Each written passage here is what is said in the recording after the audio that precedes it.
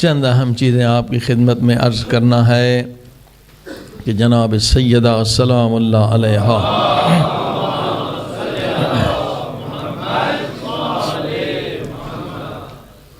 Be be تنہا ہیں، اکیلی ہیں، مگر جناب سیدہ نے جو تبلیغ کے لیے کام کیا ہے، ہمارے سارے امام نور ہیں، ہمارے سارے امام ہمارے آقا ہیں، زہرا کے فرزند ہیں، لیکن یقیناً حق کی بات ہے 11 امام کی تبلیغ ایک طرف، زہرا کی تبلیغ دوسری طرف۔ آج تک جتنے شیعہ ہوئے ہیں، مولانا اسماعیل دیوبندی صاحب جس نے 1 لاکھ بندوں کو شیعہ کیا، مظہر الحق دیوبندی صاحب، اور ایسے ہزاروں جو شیعہ ہوئے ہیں 2 وجہ سے ہوئے ہیں، یا بی بی سلام اللہ علیہا کے دربار میں جانا اور خالی واپس آنا۔ جتنے بھی شیعہ ہوئے ہیں نا، اسی وجہ سے لوگ کہتے ہیں جناب وہ 2 کھجوروں کا باغ تھا، جناب زہرا کیوں گئی؟ جناب زہرا اس لیے گئی تاکہ قیامت تک لوگوں کو پتہ چلے حق کہاں ہے، باطل کہاں۔ اہل بیت کو کوئی باغ کی لوڑ نہیں تھی، اس کی ضرورت نہ تھی۔ اور دوسری بات جس سے آج تک اور قیامت تک شیعہ ہوتے رہیں گے، وہ ہے زہرا کا در و دیوار کے درمیان میں۔ اس میں ہمارے لوگ اعتراض کرتے ہیں بھائی ہمارے کہ جناب جب مرد موجود تھے، جب مولا علی موجود تھے تو زہرا کیوں گئی دروازے پر؟ مولا علی موجود تھے، اندر میٹنگ ہو رہی تھی، طلحہ زبیر آئے ہوئے تھے، انہوں نے بھی بیعت نہیں کی تھی۔ زہرا بتا سکتی تھی مولا علی کو، مگر نہیں، زہرا نے فیصلہ کیا میں امامت پہ قربان ہو جاؤں۔ زہرا قیامت تک آنے والوں کو امام زمانہ پہ قربان ہونا سکھا رہی ہے۔ اور اگر زہرا سلام اللہ علیہ مولا علی کو بتا دیتی تو پتہ نہ چلتا کہ ظالم کون ہے، مظلوم کون ہے۔ زہرا نے خود دروازے پہ جا کے اور در و دیوار کے درمیان آ کے قیامت تک لوگوں کو بتا دیا کہ ظالم کون ہے اور مظلوم کون ہے۔ صلوات پڑھیں محمد و آلہ۔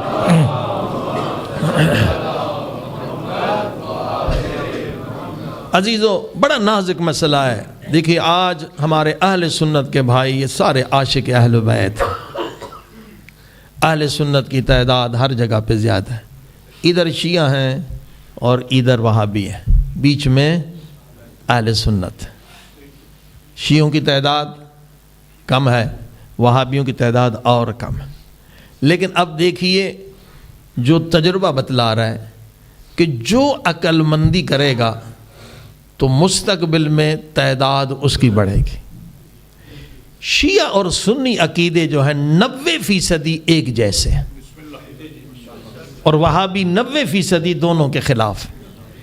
شیعہ یا رسول اللہ کہتے ہیں، سنی بھی یا رسول اللہ کہتے ہیں۔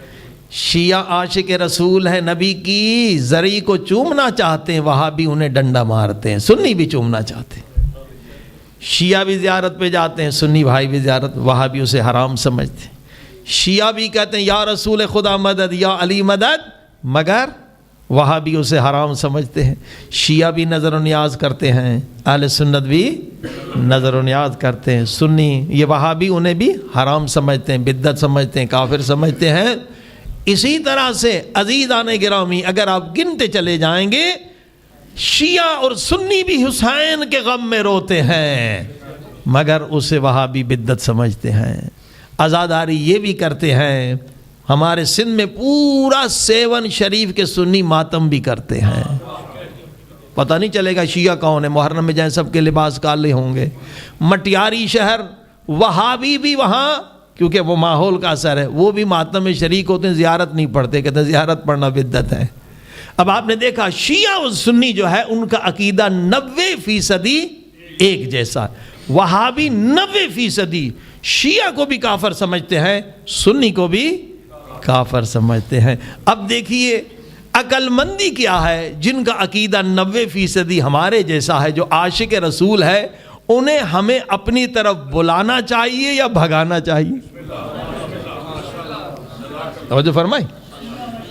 وہابی جو ہیں وہ پیسہ دے کر سنی کو اپنی طرف کھینچ رہے ہیں. توجہ فرمائی. اور افسوس سے کہنا پڑتا ہے کہ ہمارے ہاں بعض لوگ جو ہیں وہ صرف تھوڑی چند منٹ کی واہ واہ کے لیے ایسی بات کر دیتے ہیں کہ وہ سنی بھائی پھر مجلس میں نہیں. اب بتائیے یہ کوئی عقل مندی ہے؟ آپ اس سنی بھائی کو وہابیوں کی طرف بھیج رہے ہیں، وہ خود مجلس میں آیا ہے، آپ اسے بھگا رہے ہیں. صلوات پڑھیں محمد وآل.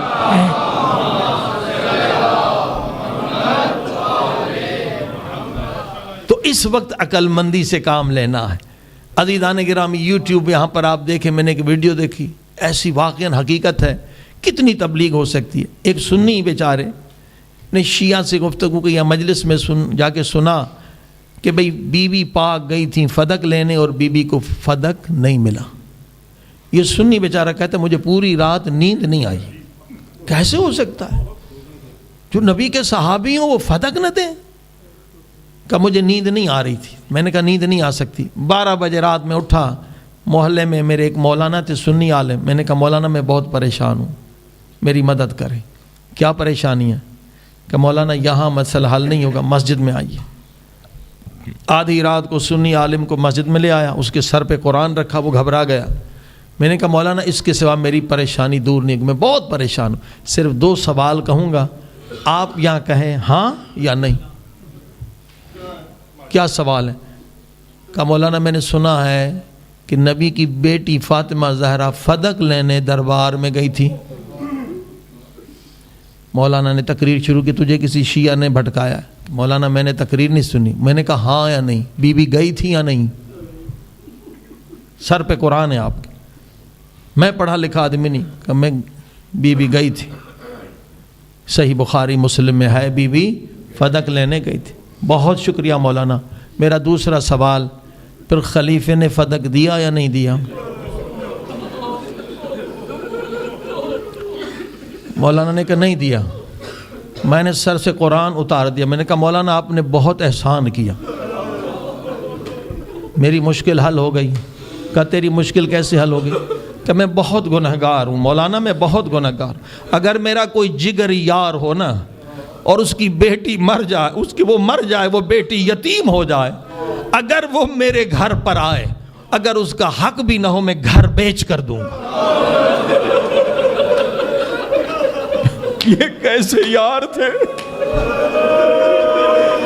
نبی کی بیٹی کو واپس کر دیا. اللہ کی قسم ایسے لاکھوں اہل سنت کے لوگ ہیں جو شیعہ بننا چاہتے ہیں مگر ہم کوشش نہیں کرتے. حقیقت بتا رہا ہوں، ایسے لاکھوں اہل سنت ہیں جو عاشق اہل بیت ہیں، ان بیچاروں کو پتہ کوئی نہیں، انہیں کوئی حق سناتا نہیں ہے. یہ دیکھیں مولانا انور چودھری صاحب کو آپ جانتے ہوں گے، دونوں ٹی وی پر آتے ہیں، ہدایت پر بھی، اہل بیت. چودھری انور صاحب تقریباً 5-6-7 سال ہو گئے. ڈی ایم ڈیجیٹل پہ ہم نے اشرا رکھا تھا، کیونکہ جب ہماری ٹی وی نہیں تھی تو یہ ملک صاحب بیچارے بہت تبلیغ کرتے، تو ہم نے ان کو آج تک نہیں چھوڑا، ہم دیتے ہیں ان کو مجلسیں. تو ان کے اسٹوڈیو میں مجلس تھی. دوسرا محرم تھا تو چودھری انور صاحب کا فون آیا کہ اگر کاظمی صاحب اجازت دیں تو میں بھی عاشق حسین ہوں، میں بھی ذکر کرنا چاہتا ہوں. میں نے کہا جی بسم اللہ. کہ میں نے ان کی ایک تقریر سنی تھی، میں دیکھا یہ بڑے وہ ادب انسان ہیں، اہل بیت کا احترام سے نام لیتے. یہ آ گئے، ان کے 5 بیٹے بھی آئے، اور جناب مجھ سے پہلے انہوں نے مجلس پڑھی، وہ بھی جا رہی تھی پوری دنیا میں، اور بہت روتے تھے. پھر میں مجلس پڑھ رہا تھا تو بھی رو رہے تھے. پوری 10 مجلسیں شام غریبہ تک ہم لوگوں نے کی. یقین جانیے مجھے 100% یقین ہو گیا کہ یہ مومن بن جائے گا. جو عشق حسین ہے اس کے دل میں، یہ چودھری صاحب 100% مومن بن جائیں گے. اب مجھے کوشش کرنی ہے. میں نے کہا چودھری صاحب اب یہ اشرا تو بڑا کامیاب ہوا، ایک اشرہ حسنین رکھتے ہیں، 40 کا اشرا وہ رکھتے ہیں ہدایت ٹی وی پر. میں نے کہا ہم جائیں گے، وہ ہے دوسرے شہر میں، لندن سے جانا پڑے گا، بریڈ فورڈ، ساتھ رہیں گے، بحث ہو جائے گی. پہلی مجلس ہدایت ٹی وی سے پڑھ کر ہم آئے کیسر بخاری صاحب لاہور والے جو تحریک میں تھے ان کے گھر، اور میں نے یوٹیوب کھول کر مولانا اسحاق صاحب جو مرحوم ہو گئے ان کا کلپ نے دکھایا، جس میں اسحاق صاحب کہتے ہیں کہ بھائیوں یہ ہماری کتابوں میں بھی لکھا ہے کہ بی بی کا گھر جلا ہے، ٹھیک ہے، لیکن ہم لوگوں نے بچپن سے ان کی تعریفیں سنی ہیں، ہم انہیں اچھا سمجھتے ہیں، شیعوں نے بچپن سے ان کے ظلم سنے ہیں، وہ انہیں برا کہتے ہیں، قصور ان کا بھی نہیں، قصور ہمارا بھی نہیں۔ میں نے یہ کلپ سنائی تو مولانا چودھری صاحب ایک مرتبہ چونکے کہ مولانا یہ کیا کہہ رہے ہیں؟ میں نے کہا یہ آپ کے عالم ہیں، دیوبندی عالم ہیں، بزرگ عالم ہیں، تو کیا کاظمی صاحب یہ بات سچ ہے؟ میں تو تیاری سے گیا تھا، 12 کتابوں کے میرے پاس فوٹو اسٹیٹ تھے۔ میں نے کہا قبلہ صحیح بخاری سب سے بڑی کتاب آپ کی؟ جی۔ القرآن باری بعد صحیح بخاری، کہتے ہیں قرآن کے بعد صحیح بخاری۔ میں نے کہا امام بخاری کا استاد ہے ابن ابی شیبہ، یہ اس کی کتاب المصنف، فوٹو اسٹیٹ دکھایا، اس میں لکھا ہے کہ بی بی کا گھر پہ حملہ ہوا ہے۔ دوسری کتاب تاریخ طبری میں نے دکھایا، اس میں لکھا ہوا ہے، ہاں، مروج ذہب، یہ ساری کتابیں 12 کتابوں کے میں نے حوالے انہیں فوٹو اسٹیٹ دکھائے۔ یقین جانیے چودھری صاحب ساری رات روتے رہے کہ ہم کیسے مسلمان ہیں، نبی کی بیٹی پر اتنا ظلم ہوا ہمیں پتہ ہی کوئی نہیں، پوری رات روتے رہے اور اپنا یہ زانو پیٹتے رہے، ہم کیسے مسلمان ہیں، نبی کی بیٹی پہ اتنا ظلم ہوا ہمیں کوئی پتہ ہی نہیں۔ اور جیسے آذان فجر ہوئی نہیں سوئے، اعلان کیا علی ولی اللہ، صلوات پڑھے محمد وآل۔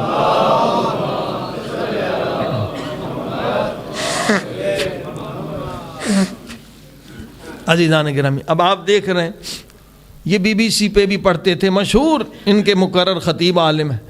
ایسے ہزاروں لوگ ہیں جو شیعہ بننے کے لیے تیار ہیں، تڑپ رہے ہیں، بے خبر ہیں بیچارے، ہمارے ممبر سے انہیں بلایا نہیں جا رہا ہے، بھگایا جا رہا ہے۔ 2 منٹ کی واہ واہ کی خاطر عزیزان گرامی، اب بچپن سے انہوں نے تعریفیں سنی ہے۔ آپ کو یہ پتا ہوگا کہ ایران نے ایک سمگلر کو جہاز سے اتار کے پھانسی دی تھی، ریگی نام تھا اس کا، یہ بلوچ تھا جس نے ایران کے اندر بھی کتنے سوسائڈ اٹیک کیے تھے اور کتنے مومنین کو شہید کیا تھا۔ تو امارات کے جہاز سے اتار کے اس کو پکڑ کے پھانسی دینے سے پہلے اس سے پوچھا کہ تو کیسے جوانوں کو تیار کرتا ہے کہ ایک جوان خود کو مارتا ہے اور حملہ کرتا ہے؟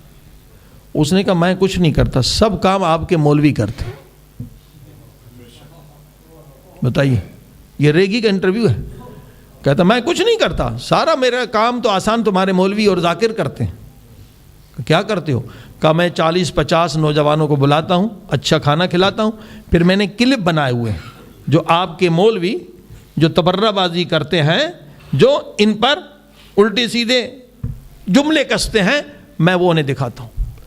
جب یہ جوان، اب کیونکہ بچپن سے انہوں نے ان کی تعریفیں سنی ہیں کہ یہ عاشق رسول ہیں، عاشق اہل بیت ہیں، جب وہ ان کے خلاف سنتے ہیں تو ان میں سے 10 جو ہیں وہ قسم کھاتے ہیں کہ ہم تب تک یہ کام نہیں کریں گے، بیوی کے پاس نہیں جائیں گے یا نکاح نہیں کریں گے جب تک ہم 50-60 شیعوں کو مار نہ دیں۔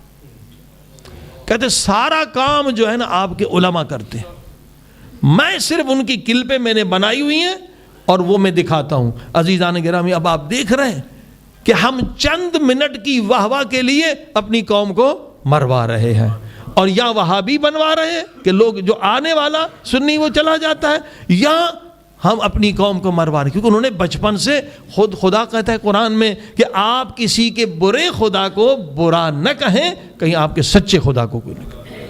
خود امام جعفر صادق علیہ السلام کے پاس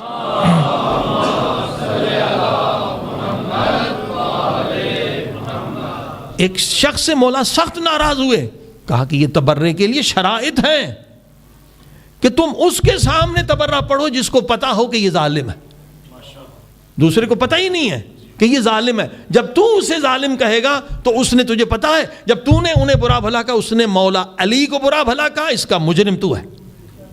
امام سخت ناراض ہوئے کہ تبرے کے شرائط ہیں جو جتنے بیٹھے ہوئے ان کو پتا ہے یہ اس بندہ ظالم ہے, اس نے بی بی کا گھر جلایا ہے, اس نے حضرت محسن پہ ظلم کیا ہے, اب آپ تبرہ کریں تو کوئی بات نہیں ہے کیونکہ سب کو پتا ہے, لیکن ایک کو پتا ہی نہیں ہے, وہ اسے عاشق رسول سمجھ رہا ہے, عاشق علی سمجھ رہا ہے, عاشق اہل بیت سمجھ رہا ہے. آپ کہیں گے تو کیا ہوگا؟ وہ آپ کا دشمن ہوگا. صلوات پڑھی محمد و آل محمد. عزیزان کریم, بہت دھیان, بہت ہوشیاری سے آج کام کرنا ہے. آپ دیکھیے پاکستان میں ہم نے بھی دیکھا, آپ نے بھی دیکھا, 40 سال پہلے وہابیوں کی تعداد 5% تھی, ٹھیک ہے, اور وہابی اگر کسی کو کہیں غصہ کرتے تھے, ہم عاشق رسول ہیں ہمیں وہابی مت کہو, وہ گستاخ ہیں, رسول کو اپنے جیسا بشر سمجھتے ہیں. سنی برداشت نہیں کر سکتا تھا, اور اگر وہابی مسجد میں کوئی چلا جائے ہمارے شہر میں تو اس کو بہت برا نگاہ سے دیکھے, وہابی ہے. ہاں, اب پتہ ہے وہابیوں کی تعداد کتنی ہو گئی ہے؟ بعض شہروں میں 30% ہو گئے, بعض فیصد اس سے بھی فیصدی بڑھ گئی ہے. 5 سے 40 سال میں 30-40% کیسے بنے؟ پتہ ہے کیسے بنے؟ ہم ان پہ ہنستے ہیں, یہ بستر بند, بستر اور لوٹے والا لطیفے بناتے ہیں. یہ بستر اور لوٹے والے تبلیغ کر رہے ہیں. ہر وہابی انجینئر ہو, ڈاکٹر ہو, پروفیسر ہو, 12 مہینے میں 1 مہینہ وقف کرتا ہے تبلیغ اسلام کے لیے. بتائیے آپ میں سے کتنے 1 مہینہ وقف کرتے ہیں؟ ہم تبلیغ ہی نہیں کرتے. بھائی تبلیغ کا حق تو ہمیں ہے کہ ہم امام کا انتظار کر رہے ہیں. تبلیغ کا حق ہمیں ہے کہ ہم باب مدینۃ العلم کے ماننے والے ہیں. وہ تبلیغ کر رہے ہیں جن کے پاس کوئی علم ہی نہیں ہے. 1 مہینہ ہر وہابی جو ہے سال میں تبلیغ کرتا ہے, اور ہر وہابی نے قسم کھائی ہوئی ہے. وہ کیا قسم کھائی ہوئی ہے؟ کہ مرنے سے پہلے مجھے 10 لوگوں کو وہابی کرنا. اگر ہر شیعہ قسم کھا لے, ہاں جی, کہ مرنے سے پہلے میں نے 10 اہل سنت کو مومن بنانا ہے, تو ہماری تعداد 10 گنا بڑھ جائے گی. ہم تبلیغ کرتے نہیں. اب ہم نارتھ امریکہ سے آ رہے ہیں, امریکہ میں بتایا کہ وہابی ہر سال 50,000 امریکنز کو مسلمان بنا رہے ہیں. بتائیے, 50,000 امریکن کو مسلمان بنا رہے ہیں. عزیزان گرامی ہوشیار ہوں, ہم تبلیغ کر ہی نہیں رہے. اب وہ ایک آدمی کو مسلمان بنانے پہ کم سے کم $1,00,000 خرچ کرتے ہیں. ہاں جی, آپ کو خرچ نہیں کرنا ہے, بغیر خرچ کے آپ انہیں مسلمان کر سکتے ہیں. ہاں جی, ہمارے ایک مولانا وہاں بیٹھے ہوئے ہیں امریکہ میں, بہت ساروں کو مسلمان کیا. آپ کیا کرتے ہیں؟ کہ میں پکی پکائی روٹی کھاتا ہوں. کہا وہ کیسے؟ کہا جسے وہابی مسلمان کرتے ہیں نا, وہ تیار شدہ مال 5 سال مدرسے میں پڑھے ہوئے, میں ایک کتاب بھیج دیتا ہوں انہیں, تیجانی کے پھر میں ہدایت پا گیا, دین آئی واز گائیڈیڈ, یا نائٹس آف پشاور, یہ شبہائے پشاور, ایک کتاب پڑھ کر وہ 5 سالہ تیار مولانا شیعہ ہو جاتے ہیں. کیونکہ وہ تو تعصب نہیں رکھتے نا امریکن, وہ تو حق کی تلاش میں ہیں. کتنے ہمیں ملے ہیں جو شیعہ ہیں اس وقت, وہ پہلے وہابیوں کے ذریعے سے کیا ہوئے؟ مسلمان ہوئے. 5 سال مدرسے میں, لنڈن میں ایک ملا, میں نے کہا تو کیسے شیعہ بنا؟ کہ میں ایسے شیعہ بنا کہ وہابیوں نے مجھے مسلمان بنایا, اور میرے استاد نے مجھے سند دی کہ تو امام بن گیا, تو نماز پڑھا سکتا ہے, مولوی بن گیا, لیکن خیال رکھنا کبھی شیعہ سے بات نہ کرنا. میں نے شیعہ کون ہے؟ کہ یہ شیعہ کافر ہیں. بہت برا بھلا کہنے لگا, شیعہ نے 10 جز قرآن بنایا ہے, یہ کافر ہے, ان سے کبھی بات نہ کرنا. اتنا ڈرایا کہ میرے دل میں شوق پیدا ہو گیا کہ ایک شیعہ کو دیکھ تو لوں. یہ کیا ہے, بھوت ہے, جن ہے, کیا ہے, اتنا ڈرایا. تو کہا میں امریکہ میں جا رہا تھا, نیو یارک میں ٹیوب میں اسٹیشن میں جا رہا تھا, ریلوے اسٹیشن میں, ٹرین میں, تو قرآن مجید میں میرے پاس بھی تھا. ماہ مبارک رمضان تھا, سامنے ایک مسلمان قرآن پڑھ رہا تھا, میں اس کے نزدیک گیا, السلام علیکم. وعلیکم السلام. مسلمان ہوں؟ ہاں مسلمان ہوں. کون سے مسلمان ہیں؟ اس نے کہا میں شیعہ مسلمان ہوں. وہ یہ شیعہ. تو استاد نے کہا تھا کہ بھئی یہ قرآن جو ہے نا شیعوں کا 10 جز بڑھا دیا ہے, اس لیے کافر ہے. تو میں نے کہا بھئی یہ آپ قرآن مجھے دے سکتے؟ کہا بسم اللہ. میں نے جیب سے قرآن نکالا, دیکھا ادھر بھی سورہ الحمد ہے, ادھر بھی سورہ الحمد ہے, ادھر بھی سورہ بقرہ, ادھر بھی سورہ بقرہ, ادھر سارا سارا قرآن وہی ہے ایران کا چھپا ہوا. میں نے کہا بھائی یہ قرآن مجھے تھوڑے دن کے لیے چاہیے, کسی کو دکھانا. کہ بسم اللہ. میں گیا اس وہابی استاد کے بعد کہ وہابی استاد صاحب جی آپ نے کہا تھا شیعوں کے قرآن جو ہے نا وہ 40 جز ہے, یہ دیکھو ایران سے چھپا ہوا ہے وہی قرآن. ایک دم وہ ملا جو ہے غصے میں آ گیا کہ میں نے تجھے منع کیا تھا, شیعہ سے ملا کیوں ہے؟ کہ میں بھی غصے میں آ گیا کہ مسلمان بنا, تیرا غلام تو نہیں بنا کہ میں کسی سے ملوں نہیں. کہا جب تیری ایک چیز جھوٹی ہو گئی اب سب پہ مجھے شک ہو گیا, مجھے واپس تحقیق کرنی ہے. میں گیا اس شیعہ کے پاس, بھائی کوئی شیعہ مذہب کا کتاب ہے؟ اس نے میں نے یہی کتاب دی, دین آئی واز گائیڈیڈ. پھر میں ہدایت پا گیا. تیجانی کی کتاب ختم ہو گئی, میں نے اعلان کیا علی ولی. چل بات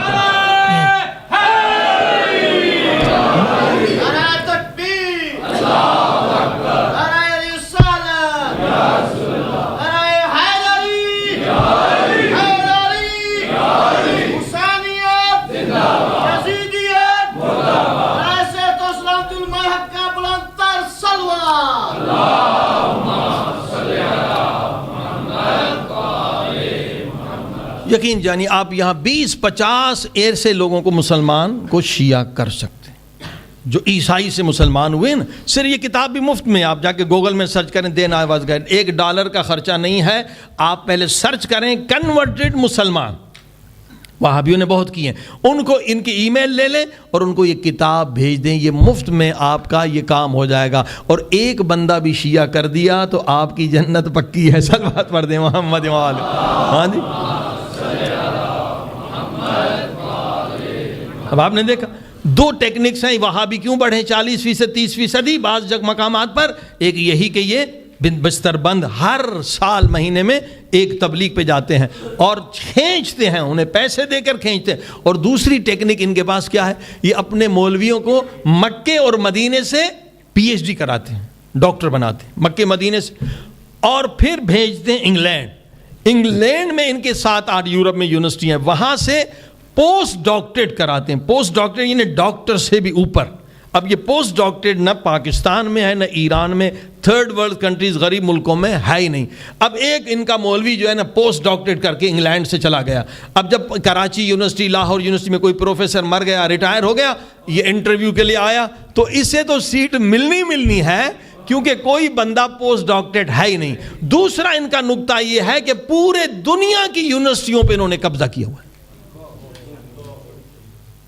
اور یونیورسٹی پہ اگر قبضہ ہو جائے پورے ملک پہ قبضہ ہے کہ ڈاکٹر وہیں سے بنتے, انجینئر وہیں سے, وزیر وہیں سے, سفیر وہیں سے. ساری جو حکومت کے لوگ ہیں کہاں سے نکلتے ہیں؟ یونیورسٹی. ہم سندھ تبلیغ کرنے جاتے تھے 7-8 علماء, تو ہم نے دیکھا کہ ہم اگر 6 مہینے بھی تبلیغ کریں نا, سندھ حالانکہ چھوٹا ہے پنجاب سے, تو بھی ہم ہر گاؤں میں نہیں جا سکتے. لیکن اگر ہم سندھ یونیورسٹی میں بیٹھ جائیں, کراچی یونیورسٹی میں ہم 1 لاکھ پمفلیٹ یا کتابیں چھاپیں اور ہم لڑکوں میں تقسیم کر لیں تو ہر گاؤں میں ہمارا میسیج چلا جائے گا, کیونکہ ہر شہر ہر گاؤں کا اسٹوڈنٹ موجود ہے. اب آپ نے دیکھا کہ وہابیوں نے یہ ٹیکنیک کی ہے کہ یونیورسٹیوں پہ قبضہ کریں, اس لیے ان کی تعداد بڑھ رہی ہے. اب ہماری کوئی یونیورسٹی نہیں, مثلا پورے یورپ میں امریکہ میں ایک بھی یونیورسٹی نہیں ہے.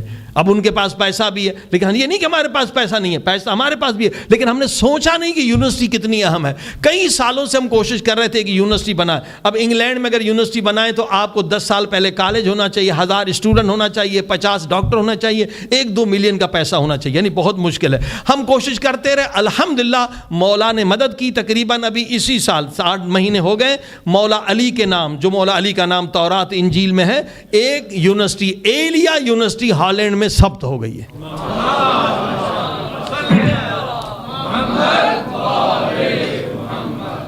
یونیورسٹی رجسٹر ہو گئی ہے اور اس وقت 700 اسٹوڈنٹ پڑھ رہے ہیں الحمدللہ on line. 700 student psychology, Islamic psychology اور چائلڈ سائیکالوجی, بچے کی جو ہے نا سائیکالوجی پڑھ رہے ہیں. لیکن الحمدللہ مولا نے ایک تحفہ دیا, مولا سرکار امام زمانہ نے ایک تحفہ دیا ہے.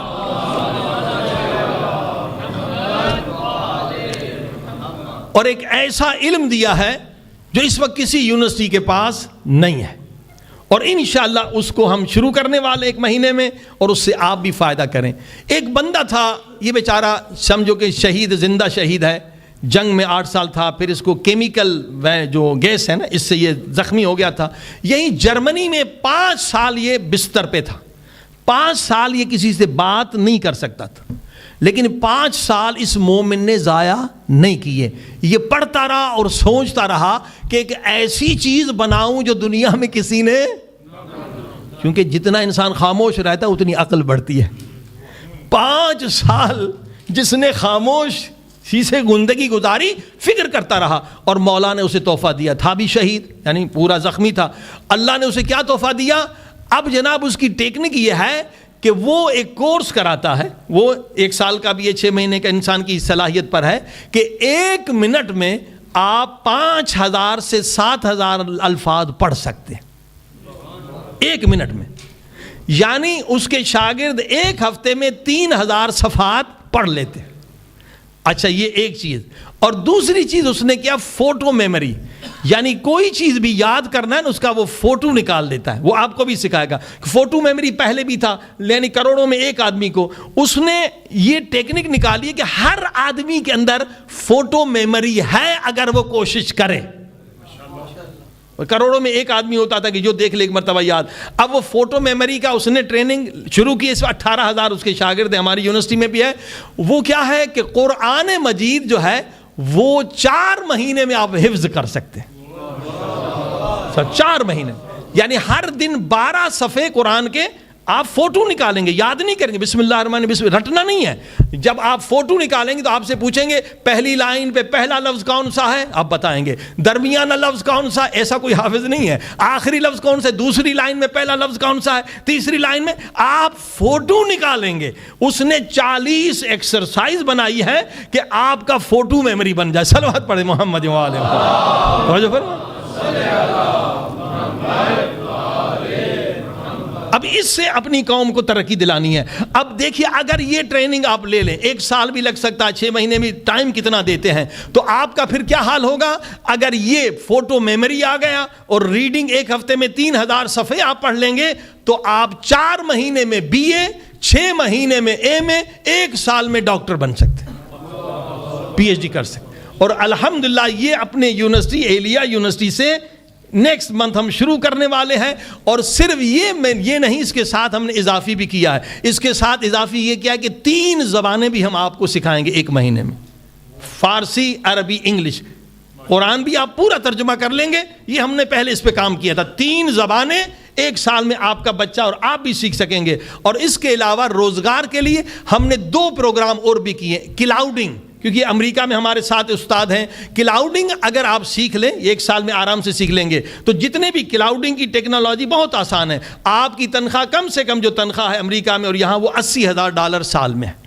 اور پلس وائپ یہ سے وائبر بناتے ہیں نا، یہ جو موبائل میں، یہ وائپ ٹیکنالوجی ہم سکھائیں گے آپ کو اسی 1 سال میں. ان کی تنخواہ $2 لاکھ ہے. ہم چاہ رہے ہیں کہ دشمن ہمیں مار رہا ہے، ہمیں اقتصادی نقصان کر رہا ہے، تو ہم اپنی قوم کو ٹیکنالوجی میں اتنا آگے بڑھائیں کہ دشمن کو شکست ہو جائے. صلوات پڑھیں محمد و آل.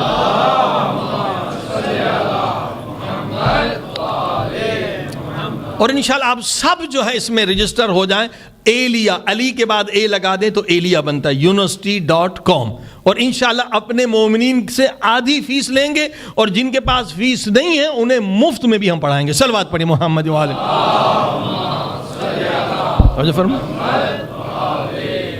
کیونکہ اس وقت جنگ جو ہے وہ علم و ٹیکنالوجی کی ہے. اگر ہم علم میں آگے بڑھیں تو ہم دشمن کو شکست دے سکتے ہیں. اب دیکھیں دشمن ہمارا بہت خبیث ہے، بہت خبیث ہے، بہت ظالم ہے، بالکل شمر جیسا دشمن ہے. اب آپ نے دیکھا کہ شام میں کیا کیا کہ مومن کا سینہ کاٹ کے اس کا جگر کھا رہے ہیں. یہ وہی ہندا کے ماننے والے ہیں، ہاں یہ ابو سفیان والے، وہی یزیدی ہیں. اور فخر کر رہا ہے کہ میں جگر کھا رہا ہوں. اور ادھر یہ بندر جو منسٹر ہے سعودی کا، وہ پوٹین کے روس کے پاس گیا ہے کہ $50 بلین ہم سے رشوت لے لو اور تم ہمیں شیعوں کو شام میں مارنے دو، تو مداخلت نہ کرو. اب دیکھو دشمن کتنا خبیث ہے. ہاں جی، ہر دن مومن شہید ہو رہے ہیں. ہم غفلت میں، آپ حالت جنگ میں ہے. وہ دن کون سا ہے جو مومن شہید نہ ہوتے ہوں؟ آپ دیکھیے وہاں بم پھٹ رہے ہیں عراق میں، کبھی 500 مومن شہید ہو گئے، کبھی 100، اور شام میں پورے بستیوں کا صفایا ہو گیا. ہر دن ہم نے حساب کیا ہے، ہر سال، ہر مہینے جو ہے، یا ہمارے کبھی 2000 مومن شہید ہوتے ہیں، کبھی 5000 مومن شہید ہو رہے ہیں. ہر مہینے آپ کے 2000 سے 5000 مومنین شہید ہو رہے ہیں. ہم خواب غفلت میں بیٹھے. آپ حالت جنگ میں ہیں، یا پاکستان میں شہید ہو رہے ہیں، یا پارا چنار میں، کراچی میں تو ہر دن ٹارگٹ کلیں گے، آپ کو پتہ ہی نہیں ہے. ابھی خیرپور میرس میں اسی مہینے میں 4 مومنین کو شہید کر دیا گیا ہے. ہر جگہ ٹارگٹ کلنگ ہو رہی ہے، ہر جگہ پہ. ہمیں پتہ نہیں ہے، ہمیں ڈیٹا نہیں مل رہا. مہینے کی 2000 سے 5000، یعنی سال میں 60,000 مومنین شہید ہو رہے ہیں. صرف یہ نہیں، دیکھو ظلم کتنا ہے، خبیث کتنا ہے دشمن. سعودیوں نے کہا کہ ایک ملک ہے نا شیعوں کا، ایران، اس کو بھی ختم کرو. یہ 30 سال انڈر گراؤنڈ کام کر رہے تھے. وہابیوں کو انہوں نے پیسے دیے کہ 4 شادی کرو، اور ایک وہابی کے 25 بچے ہیں. ایک مولوی ہے زاہدان میں، اس کے 60 بچے ہیں. اس سال اسکول میں مبارکیں دی وہابیوں نے. اس سال جو اسکول میں بچے گئے ہیں تو شیعہ اور سنی بچے برابر ہو گئے ایران میں. حالانکہ جب انقلاب آیا تھا ان کی کوئی تعداد ہی نہیں تھی. یعنی مسئلہ وہابیوں سے خطرہ ہے، سنیوں سے نہیں ہے. جو وہابی ہیں وہ سعودی سے پیسہ لے رہے ہیں کہ تم بچے بڑھاؤ، سارا خرچہ وہابیوں کو سعودی دیتی، 4 شادیاں کرو، تاکہ ایک حکومت شیعہ ہے اس کو نقصان پہنچا. ابھی رہبر نے تقریباً 13 تقریروں میں آیت اللہ خامنئی نے کہا کہ نسل بڑھاؤ، کیونکہ دشمن اس طرح سے ہمیں ختم کرنا چاہتا ہے. ادھر ہمیں شہید کر رہے ہیں، اور ایک حکومت شیعہ ہے تو ادھر کہہ رہے ہیں کہ وہابیوں کی تعداد، سنیوں سے ہمیں خطرہ نہیں، وہابیوں کی تعداد بڑھے تاکہ یہ ملک جو ایک شیعوں کا ہے اس میں بھی الیکشن سے ہم اپنا بندہ لیں. اب آپ دیکھیں، آپ حالت جنگ میں ہے، دشمن خبیث ہے، ہمیں متحد ہونا ہے. اور افسوس کہ ہمارے اندر کچھ ایسے لوگ ہیں، ایسے مسئلے مسائل اٹھاتے تاکہ ہمارے اندر بھی اختلاف ہو. صلوات پڑھی محمد وآلہ. توجہ فرما. 5000 لوگ آپ کے شہید ہو رہے ہیں، اور اندر ہمارے اسٹیج سے ایسی باتیں کی جاتی جس سے اختلاف ہو. مثلا یہ تشہد میں علی اللہ کا مسئلہ ہے، اور ہزاروں ایسے مسئلے لے آتے ہیں. بابا تشہد میں علی اللہ پڑھو تو کیا، نہ پڑھو تو کیا، اس میں لڑنے کی کیا بات ہے؟ یعنی علی ولی اللہ والے کو علی ولی اللہ سے لڑایا جا رہا ہے، ایسی باتیں کی جا رہی ہے. بہت احتیاط کریں. اس وقت متحد ہونے کی ضرورت ہے، اور اس وقت ایک مضبوط نیٹ ورک بنانے کی ضرورت ہے، تاکہ آپ اس خبیث دشمن کو، پوری دنیا سے دہشت گردی کو آپ نے ختم کرنا ہے، پوری دنیا سے ظالموں کو آپ نے ختم کرنا ہے، کیونکہ امام زمانہ کے آپ منتظر ہیں. جو فرمایا امام کے یہ راستے میں رکاوٹ ہے جو ہر جگہ پہ دہشت گردی کر رہے ہیں. ہم امن کے پیغمبر ہیں، ہم امن کے پیام لینے والے ہیں، کیونکہ اہل بیت کے ماننے والے ہیں. صلوات پڑھیں محمد وآلہ.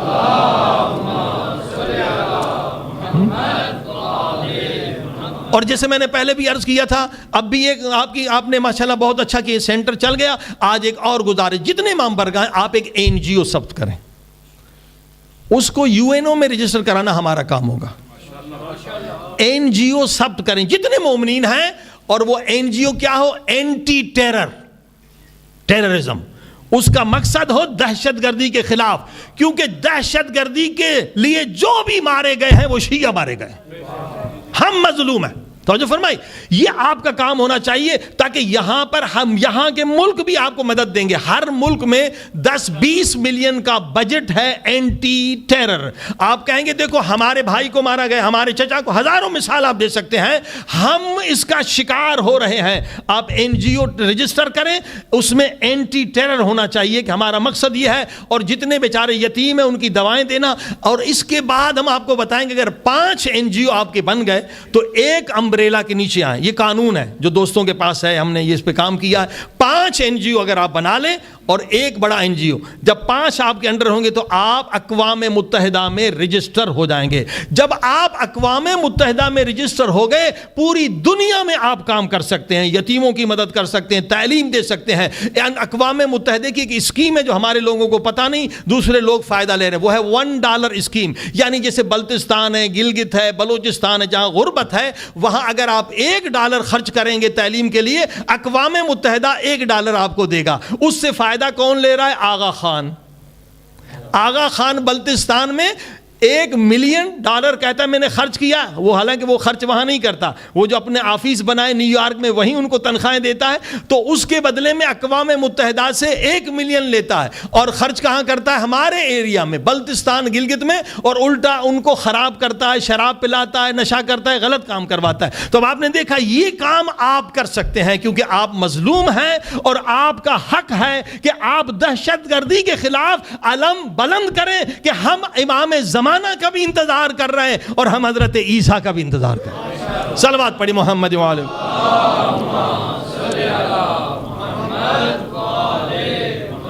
اور دیکھیں یہ جو ہماری ابھی یہ میٹنگز ہیں نا, اس کو یہ لوگ اپنی زبان میں کہتے ہیں ہڈن, کیونکہ وہ سمجھتے نہیں ہیں. پنجابی میں, اردو میں, جو بھی رپورٹ کرنے والا الٹی سیدھی رپورٹ کر دیتا ہے انہیں. تو آپ کوشش کریں جو ہم نے انگلینڈ میں کیا, عیسائیوں کے ساتھ مل کے چرچ میں پروگرام کریں. جو 7 سال سے ہم نے چرچوں میں پروگرام کیے ہیں, وہ آپ جا کے یوٹیوب پہ دیکھ لیں, جیزس اینڈ حسین, مصائب امام حسین اور حضرت عیسیٰ. اور آپ وہ فلم دیکھیں, اس میں عیسائی بھی رو رہے ہیں. میں خود پڑھ رہا تھا انگلش میں مصائب, نوحے بھی میں نے بنائے ہیں انگلش میں. تو پہلے میں حضرت عیسیٰ کے مصائب بتاتا ہوں.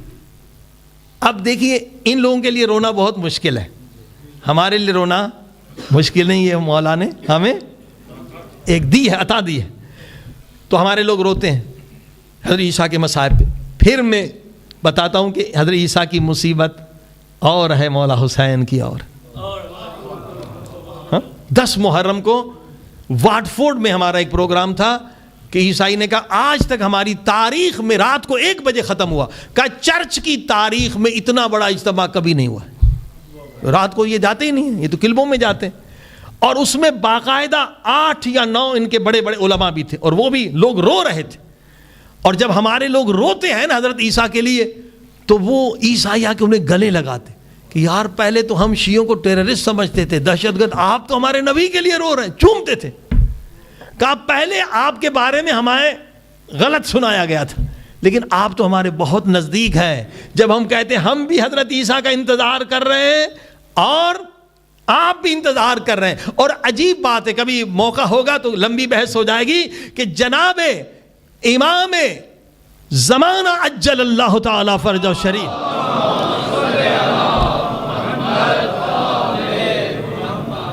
کا اسم مبارک تورات و انجیل میں 80 مرتبہ آیا ہے, اور وہ ہم نے چرچوں میں پڑھا ہے جا کے. کسی عیسائی نے انکار نہیں کیا کہ یہ امام زمانہ کا نام نہیں ہے, کیونکہ اللہ نے ایسی ترکیب کی ہے کہ کوئی انکار کر ہی نہیں سکتا. حالانکہ مولا علی کا نام 22 مرتبہ ہے, ایلیا, ایلی, ممکن ہے وہ انکار کر لیں.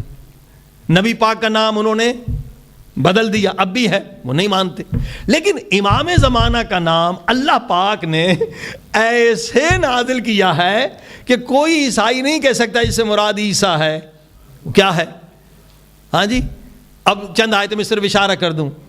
تورات انجیل بہت ساری آیتیں. When son of mine will come, کہتے جب آدم کا بیٹا آئے گا تو اس کے سر پہ ابر کا سایہ ہوگا. یہ امام کی صفت ہے. اور جب when son of mine come, اور جب آدم کا بیٹا آئے گا تو شیر گوشت کھانا چھوڑ دے گا, گھاس کھائے گا. شیر اور بکری. اللہ اکبر, یا رسول اللہ.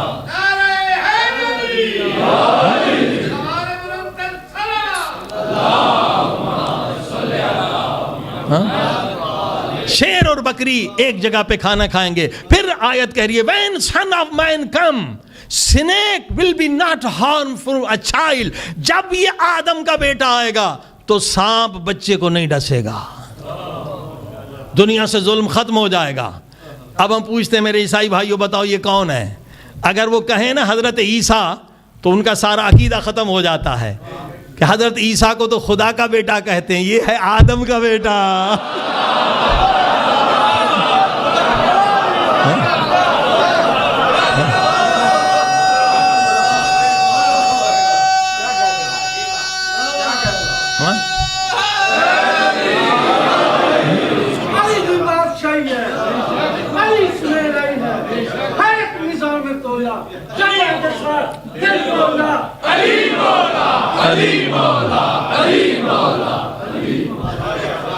ہاں جی، یہ اللہ کی ترکیب ہے۔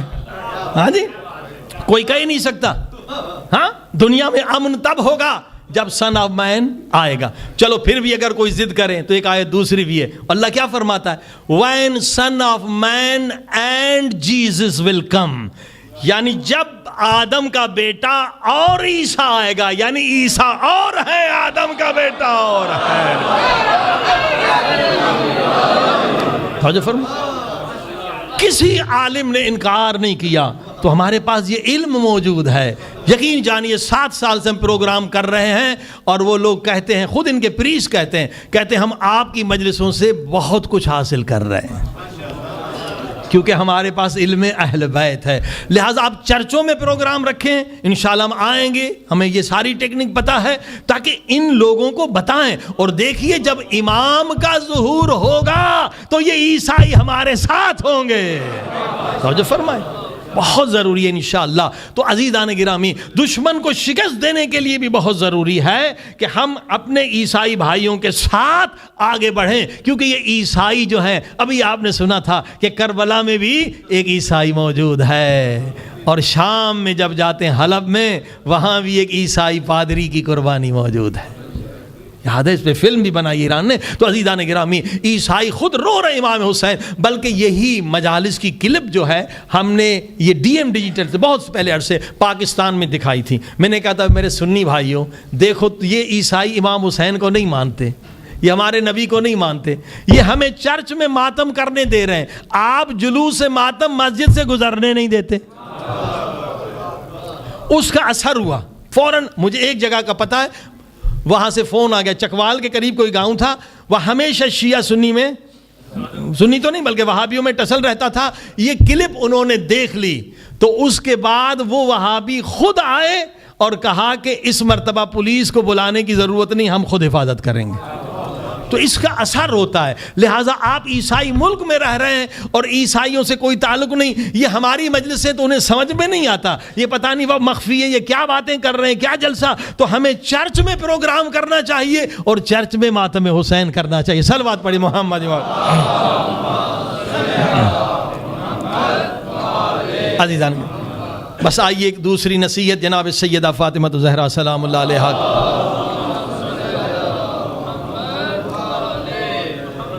جناب سیدہ کی یہ 3 وصیتیں اور نصیحتیں جو حدیث میں ہیں اور عملاً جناب سیدہ نے بتلایا ہے، تو یقین جانیے آپ کے گھر جنت بن جائیں گے، آپ کے گھر جنت بن جائیں گے اگر ان 3 چیزوں کو آج لے کر جائیں۔ وہ کیا ہے؟ وہ نبی پاک کی حدیث ہے اور جناب زہرا کا عمل ہے۔ فرمایا بہترین بیوی کون سی ہے؟ ہاں، جنہوں نے شادی نہیں کی ان کے لیے بھی بہترین نسخہ ہے، خطا نہ کریں، غلطی نہ کریں، کہ بہترین بیوی کون سی ہے؟ نبی پاک نے فرمایا سب سے بہترین بیوی بھی ہے وہ ہے جس میں تقوی ہو، تقوی پرہیزگاری۔ کبھی ظاہری حسن کو نہ دیکھنا، کبھی دولت کو نہ دیکھنا، کبھی پاسپورٹ کو نہ دیکھنا۔ ہاں جی، لوگ پاسپورٹ کی وجہ سے شادیاں کر رہے ہیں۔ امام کہتے ہیں کہ تقوی اصل چیز ہے، تقوی۔ یہ حسن تو ایک بیماری میں چلا جاتا ہے، روح کو دیکھو، روح کی پاکیزگی کو دیکھو۔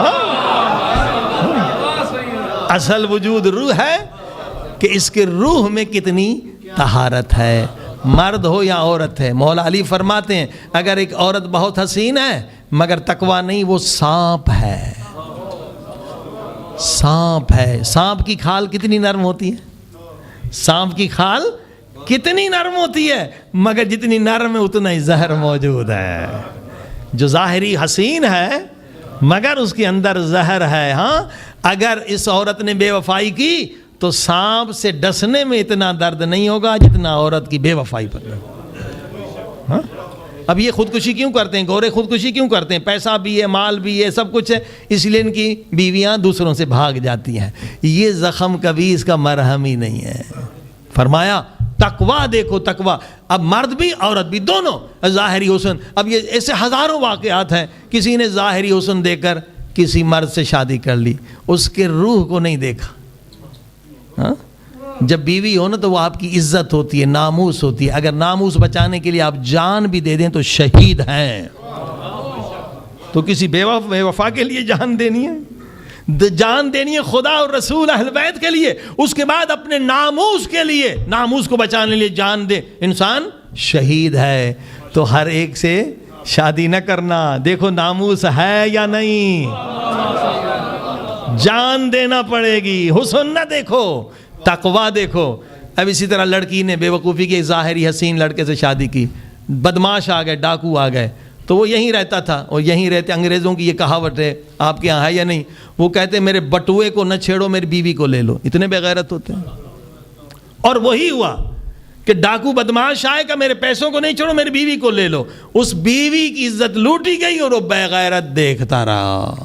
تو جو فرمایا یہ ہے عزیزو، اگر تقویٰ نہیں ہے تو کچھ بھی نہیں ہے. اور اسی طرح سے بیوی بھاگ جاتی ہے تو وہ بھی اس کے لیے خنجر سے زیادہ ہے. فرمایا تقویٰ، اصل چیز تقویٰ ہے. نہ پیسہ ہے، نہ پاسپورٹ ہے، نہ دولت ہے. اور دوسری چیز کیا؟ نبی پاک فرما دوسری چیز اطاعت ہے. کتنی اطاعت کرتی ہے بیوی. اب یہاں اسکولوں کالجوں میں کیا کہتے کہ اطاعت کی کیا ضرورت ہے؟ عورت کوئی غلام ہے، کوئی کنیز ہے؟ دونوں گاڑی کے دو پہیے ہیں.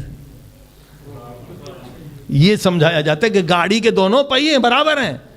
میں نے کہا نہیں بھائی، گاڑی کے دونوں پہیے نہیں ہیں، بلکہ گاڑی چلانے کے ڈرائیور ایک ہوگا. ایک وقت میں دو ڈرائیور ہوں گے، ایکسیڈنٹ ہو جائے گا. اور کسی دفتر میں چلے جائیں، باس ایک ہوتا ہے. باس اگر دو ہوں گے، دو افسر ہوں گے تو وہ دفتر ہی تباہ ہے. اللہ پاک نے الرجال قوامون علی النساء، مرد کو حاکم بنایا ہے، اور مفت میں حاکم نہیں بنا ہے. اس نے خرچہ سارا دینا ہے، نان نفقہ بھی دینا ہے، ہاں سی گھر کا کرایہ بھی دینا ہے، بچوں کا خرچہ بھی دینا ہے. حتیٰ کہ یہ آپ کے بچوں کو دودھ پلا رہی ہے، اگر چاہے تو وہ پیسہ بھی آپ پہ واجب ہے دودھ پلانے کا، حالانکہ اس کا بیٹا. اسلام یہ کہتا ہے مفت میں آپ کو حاکم نہیں بنایا گیا. اور عزیزان گرامی، اب یہاں جو دماغ ہوتا ہے نا یورپین لڑکیوں کا، وہ کہتے ہیں نہیں دونوں برابر ہیں. کیوں اللہ نے کہا کہ اطاعت کرو؟ یہ ایک سائیکالوجی مسئلہ ہے. ماہر نفسیات سے پوچھ لیں. آپ بچوں کو ہزاروں حدیثیں سنائیں، اس کا اثر اتنا نہیں ہوگا جتنا آپ کے عمل سے وہ سیکھتے ہیں. عمل کا اثر زیادہ ہوتا ہے. جب ماں اطاعت کرے گی، جتنی ماں اطاعت کرے گی اتنی اولاد اطاعت کرے گی. پورے دنیا میں جا کے دیکھیں گھروں میں، اگر ماں نافرمان ہے اولاد بھی نافرمان، تو پھر آپ بچے نہیں پال رہے ہیں، سانپ پال رہے ہیں. لہٰذا ماں نے اطاعت سکھانی ہے اپنے عمل سے اولاد کو. اور جب اطاعت کرے گی تو بچے ماں کی بھی اطاعت کریں گے، باپ کی بھی اطاعت کریں گے. اگر ماں نے اطاعت نہیں کی تو بچے بھی اطاعت نہیں کریں گے. صلوات پڑھی محمد.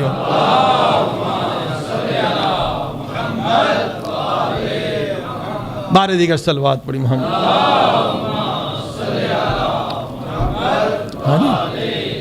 گھروں کو جنت بنانے کے لیے تیسری چیز جناب سیدہ نے عملاً بتایا، اور نبی پاک کی حدیث، کہ بیوی امین ہو، امانت داری کرے. امین.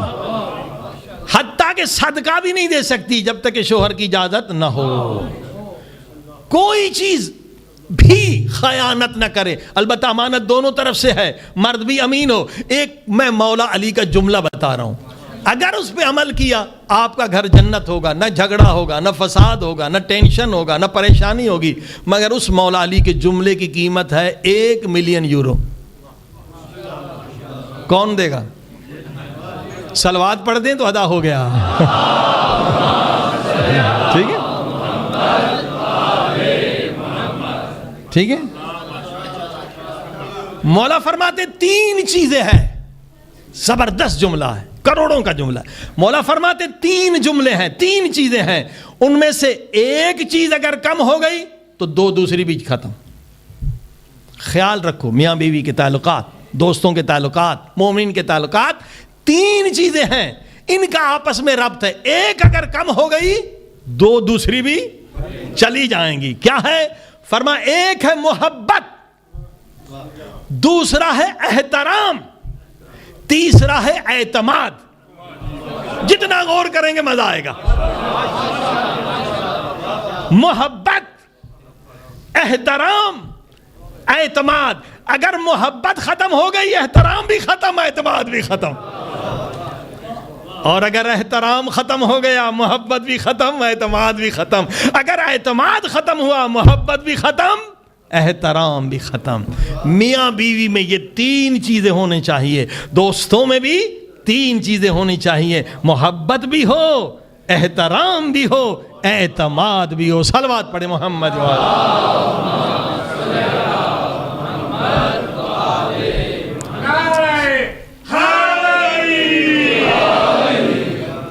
عزیزان گرامی, بس ایک اہم بات دیکھیں, اس وقت جو دشمن ہے وہ چن چن کے ہمارے ہیروز کو, قیمتی بندوں کو شہید کر رہا ہے.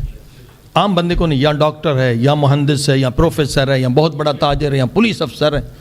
اس کا یہ مقصد ہے کہ جو برین ہے ان کو ختم کیا جائے. شیعہ برین کو ختم کر رہا ہے. اور دوسرا دشمن یہ خبیث, یہ سعودی, خدا کرے کہ یہ بھی سعودی صدام کی طرح ختم ہو جائے, دنیا سے فتنہ ختم ہو جائے. دوسرا یہ ہمیں اقتصادی نقصان پہنچا رہے ہیں, اکنامیکلی. اقتصاد کیسے؟ اب دیکھیں کوئٹہ کے 5 لاکھ مومنین ہیں, ان کی دکانیں بازار میں ہیں, جی محلے میں اپنے نہیں ہیں. ایک ایک دکان 5-5 کروڑ کی ہے, مگر وہ ساری بند پڑی ہیں. جائیں گے تو بیچارے ہزارہ تو شکل سے پہچانے جاتے ہیں, آنکھیں چھوٹی ہیں, ناک سے, یہ بھائی شیعہ ہے, کہ ان میں سنی ہے ہی نہیں. ہم لوگ تو نہیں پہچانے جاتے, تو انہیں فوراً مارتے ہیں. ابھی سمجھیے کہ ایک دکان کی وہاں 5 کروڑ کی دکان بھی ہے, وہ بند پڑی ہے, کاروبار بند ہے. آسٹریلیا سے تھوڑا پیسہ آ رہا ہے, گھر چل رہا ہے, کہ جان کا خطرہ ہے. اب ادھر اقتصادی ہمیں کتنا نقصان ہو رہا ہے. پوری مارکیٹیں مومنین کی تھی, بند پڑی ہیں. پارا چنار 5 سال سے حصار میں کروڑوں کا بزنس بند ہے, چاروں طرف جو ہیں وہ یہی طالبان ہیں. تو دشمن ہمیں اقتصادی نقصان پہنچا رہا ہے. ابھی ہمیں اس کا بھی مقابلہ کرنا ہے کہ علم و ٹیکنالوجی میں بات کی, اقتصاد میں. اقتصاد ختم ہو جائے تو پوری قوم ختم ہو جاتی. روس کیسے ختم ہوا؟ اقتصادی شکست کی وجہ سے. ہم لوگوں نے ابھی کوشش کی ہے, اس میں آپ بھی ایک نیٹ ورک بنا رہے ہیں پوری دنیا میں شیعوں کا, تاکہ اقتصادی طور پہ ہم دشمن کا مقابلہ کریں. مثلا ایک مومن اگر یہاں پر ہے, ایک مہارت رکھتا ہے, ایک مومن کینیڈا میں ہے, تو یہ آپس میں بیپار کریں. اس وقت پوری دنیا میں چین کے ایٹم چل رہے ہیں. چین نے 9 ٹریلین کا بزنس کیا, یعنی خربوں سے بھی اوپر ہوتا ہے 9 ٹریلین. امریکہ نے 1 ٹریلین کا بزنس نہیں کیا ہے یہ گزشتہ سال میں. تو سب جگہ چین میں ایک چیز منگا لیں آپ, سنڈے مارکیٹ بھی لگائیں, وہ ملتی ہے 100 یورو کی, تو بیچتے ہیں 1000 یورو کی. یعنی بہت زیادہ نفع ہے چینی جتنے بھی ایٹم ہیں. تو ہم نے ایک وہاں پر مومنین سے مل کے ایک دفتر قائم کیا, کیونکہ وہاں فراڈ بھی بہت ہے. کسی کو بھی چینی چیز چاہیے, ایک سید ہے, مومن ہے, برٹش پاسپورٹ والے ہیں, ایماندار, ایک وائس پریزیڈنٹ بھی ہے, ان کے ساتھ کہ بھائی پوری دنیا کو اس وقت چین کے ایٹم کی ضرورت ہے, آپ کو وہ بتا دیں گے, ان سے کاروبار کریں. اسی طرح سے اگر یہاں امیگریشن کے مسائل ہیں, تو میں نے ابھی کینیڈا میں مومنین سے میٹنگ کی. کینیڈا میں سب سے زیادہ ہمارے طاقتور شیعہ ہیں, ایک شیعہ منسٹر بھی ہے, پارلیمنٹ میں بھی ہے. پورے دنیا میں سے شیعہ الحمدللہ پڑھے لکھے سب سے زیادہ وہاں پر ہیں, ڈاکٹر ہیں, انجینئر ہیں, یا پروگرامر ہیں. سب سے زیادہ 75,000 الحمدللہ ہمارے شیعہ ہیں کینیڈا میں, ٹورنٹو میں صرف. ان سے ہم نے بات کی, انہوں نے کام لے لیا کہ اگر امیگریشن کا کوئی مسئلہ ہو رہا ہے, کیونکہ یہاں 12 سال لگاتے ہیں, پھر بھی کسی کا کیس بگڑتا ہے. یہاں اور اسپین کے لیے میں نے بات کی ہے, تو انہوں نے ایک آفس بنا لیا ہے, پورا کا نظام کر لیا ہے, وہ ان کی مدد کریں گے. اسی طرح سے جاب میں بھی ایک دوسرے کی مدد ہو, تجارت میں بھی ایک دوسرے کی مدد ہو, امیگریشن کے نئے. کبھی مثلا آسٹریلیا میں ایک بورچی کی سیٹ نکلتی ہے, کسی کو پتہ نہیں ہوتا ہے, کبھی ڈرائیور کی نکلتی ہے, پتہ نہیں. کیونکہ ہمارے دیکھیں یہودی دنیا میں کیوں کامیاب ہے, ان کا نیٹ ورک ہے. وہابی کیوں کامیاب ہے, ان کا نیٹ ورک ہے. ابھی وہابیوں نے 10,000 لوگوں کو چچین سے بھیجا ہے جو شام میں لڑ رہے ہیں. چچین یعنی روس, نئے مسلمان ہیں. اتنا ان کا زبردست نیٹ ورک ہے. ہم مر رہے ہیں, ہم کٹ رہے ہیں, ہمارا کوئی نیٹ ورک نہیں ہے. یعنی ایک مومن کی سیٹ خالی ہے, وہ چلی جاتی ہے, ایک جاب ہے مومن کے پاس, وہ دوسرا کوئی آ جاتا ہے, تو نیٹ ورک کی ضرورت ہے. آپ بھی کوشش کریں, انشاءاللہ یہاں بھی قبلہ صفدری صاحب کی سرپرستی میں کمیٹی بنائیں گے. پوری دنیا میں اگر ہمارا نیٹ ورک ہو گیا تو ہم اقتصاد میں بھی طاقتور ہو جائیں گے, علم و ٹیکنالوجی میں پھر ان خبیثوں کو شکست دے سکتے ہیں جو 70 بلین دے رہے ہیں شیعوں کو قتل کرنے کے لیے. صلوات پڑھیں محمد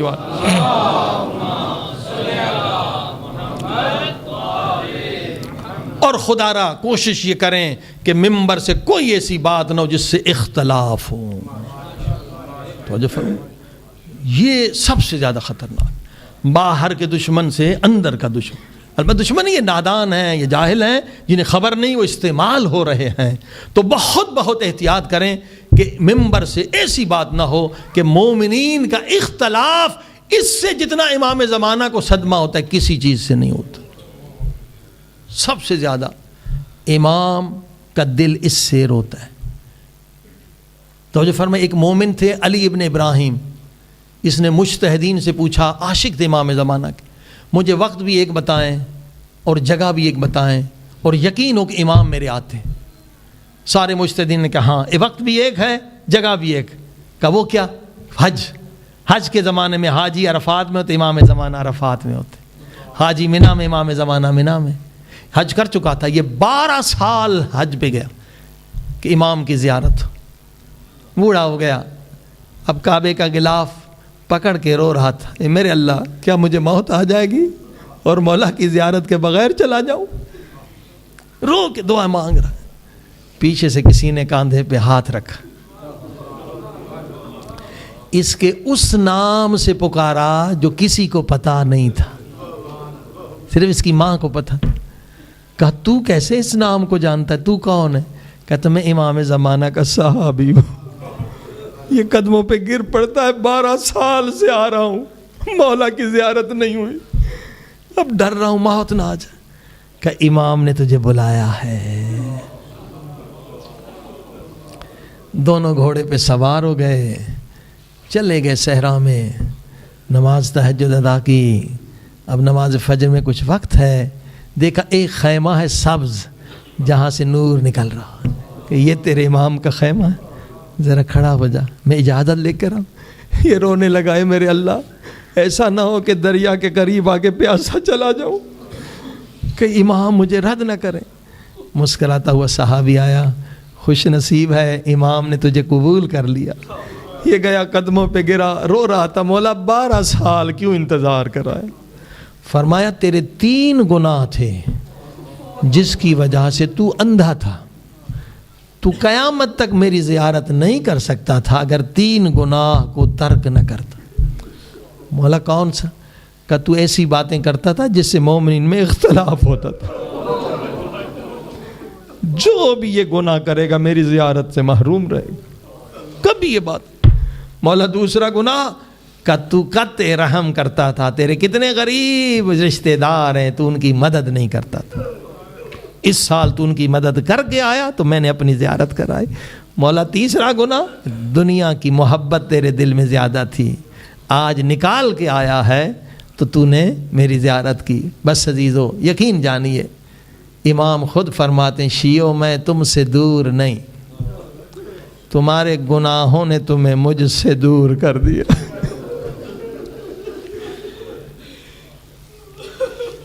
ہاں آپ کو پتہ ہے امام کا ایک لقب ہے مزتر. ہاں مزتر, مزتر کسے کہتے ہیں؟ جو چینخ چینخ کے دعا مانگتا ہے.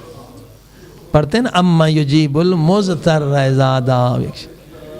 ہاں امام چینخ چینخ کے دعا مانگتے ہیں, وہ میرے اللہ میرا جلد ظہور کر دے تاکہ اس ظالم کو سزا دوں جس نے سکینہ کو تماچے مارے.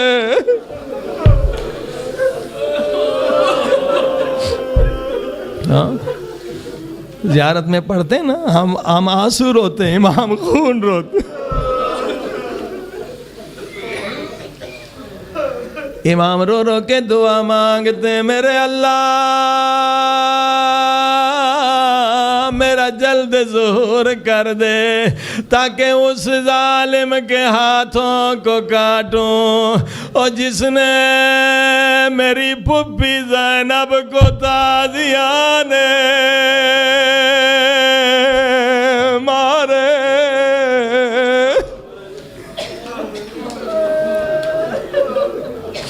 خدا کیا جواب دیتا ہے؟ خدا فرماتا ہے محبوب میرے مہدی ابھی تک تیرے غلام تیار نہیں، ابھی تک تیرے شیعہ تیار نہیں۔ امام کے ظہور میں جو دیر ہو رہی ہے نا، ہاں اس کے قصوروار ہم ہیں۔ اللہ اکبر۔ عزیزو اب بھی لوگ خوش نصیب ہیں جنہیں زیارت ہوتی۔ 10 سال کا واقعہ ہے۔ تہران میں ایک بیپاری ہے بڑا مومن، امام خواب میں آتے ہیں، اس سال تو حج پہ آ رہا ہے؟ جی مولا۔ ایک مومن ہے مشہد کے قریب، اس کا یہ گاؤں، اس کا نام ہے، اس کو بھی اپنے خرچے پہ لے کر آ۔ سبحان اللہ۔ دعا کریں کبھی ہمارا نام بھی اس طرح سے آ جائے۔ یہ خواب سے اٹھا، خواب لکھ دیا، شہر کا نام بھی، پھر سو گیا، پھر وہی خواب دیکھا، اس مومن کو میرے ساتھ اپنے لے آنا، پھر سو گیا، تیسری مرتبہ خواب دیکھا، سمجھا کہ حکم فوری ہے، بستر چھوڑا، سیدھا ایئرپورٹ گیا، ٹکٹ لیا، مشہد آیا۔ مشہد کے بعد ایک گاؤں تھا چھوٹا، یہ 10 سال 12 سال کا واقعہ ہے۔ جا کے پوچھا اس نام کا کوئی مومن ہے؟ کہاں ایک مومن ہے، بکریاں چرواتا ہے، غریب ہے، وہ زمین پہ ہوگا۔ یہ گیا اس کے پاس کہ اس سال مجھے تجھے حج پہ لے جانا ہے۔ وہ کہنا میں فقیر آدمی حج کرنے میں سوچ نہیں سکتا۔ اس نے کہا تجھے پتہ ہے تجھے امام زمانہ نے بلایا۔ یہ زاروں قطار رونے لگا، مولا کہاں میں گنہگار، کہاں آپ کا کر۔ پاسپورٹ بن گیا، ٹکٹ بن گئی۔ اب یہ بھی معرفت والا مومن تھا جو بیپاری تھا، اس نے کہا جسے امام نے بلایا ہے تو زیارت بھی یقیناً کرائیں گے، شاید اس کے ساتھ میں چپکا رہوں مجھے بھی زیارت مل۔ جہاں وہ بیچارہ غریب آدمی جاتا ہے وہیں یہ جاتا ہے، ہر جگہ۔ مگر عرفات میں پوری کوشش کے باوجود یہ مومن غائب ہو گیا، 2 گھنٹے کے لیے غائب۔ سمجھ گیا میں بد نصیب ہوں، میرے زیارت نصیب میں نہیں، کوئی گناہ ہے۔ 2 گھنٹے کے بعد یہ مومن آیا، بکریاں چرانے والا، کہا تجھے زہرا کے حق کی قسم ہے، بڑی قسم دی، عباس کے کٹے ہوئے بازوؤں کی قسم، سچ بتا کہاں گیا تھا؟ کہا مجھے امام زمانہ نے بلایا تھا۔ کہا مگر میں بد نصیب، پوری کوشش کے باوجود محروم رہ گیا۔ چلو بتاؤ امام زمانہ نے تجھے کیا کہا؟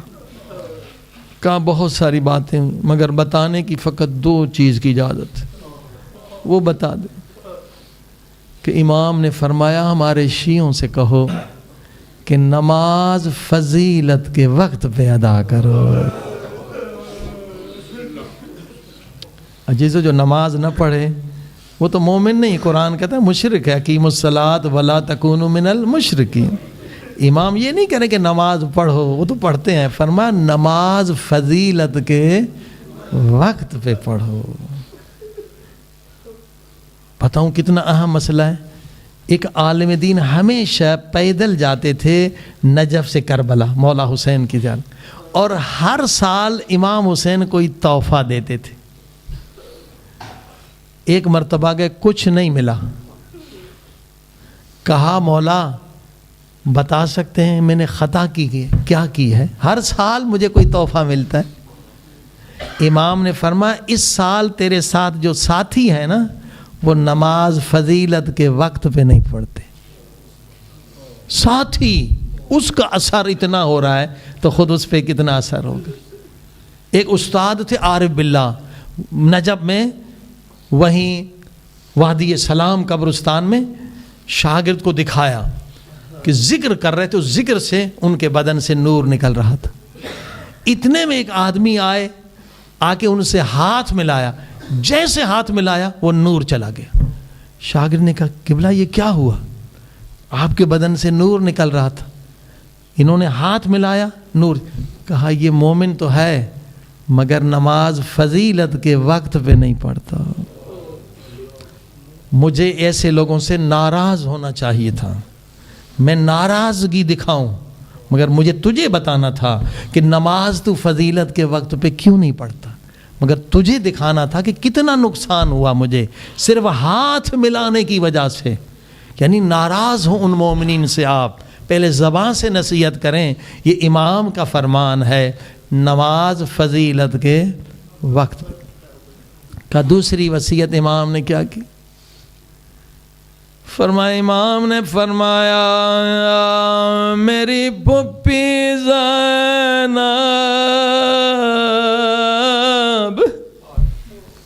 دلوں کو لے جائیے شام میں، امام کی وصیت، او میری پھپھی زینب کے زیادہ مصائب پڑھا کرو، جس مجلس میں پھپھی زینب کے مصائب پڑھے جائیں میں ضرور آتا ہوں۔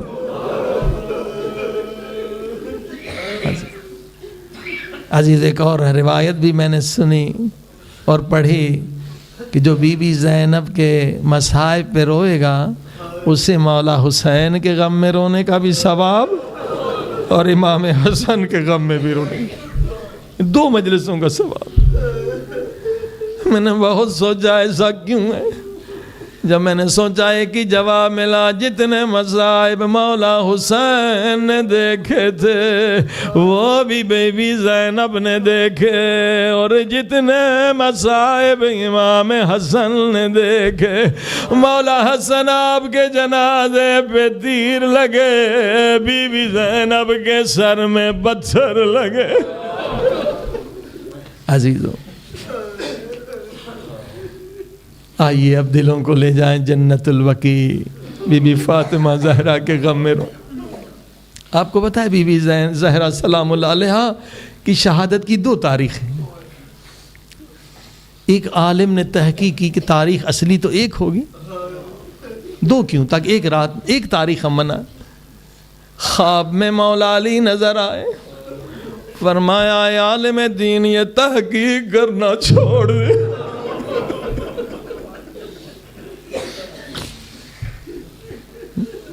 باب مدینۃ العلم منع کر رہے ہیں، سنیں گے تو بہت روئیں گے۔ اے عالم تحقیق نہ کر، تو نے اگر تحقیق کر دی لوگ ایک تاریخ منائیں گے۔ مولا علی فرمانے لگے میری زہرا اتنی مظلومہ ہے، اتنی مظلومہ ہے، میں علی چاہتا ہوں زہرا کی 3 تاریخ منائی جائے۔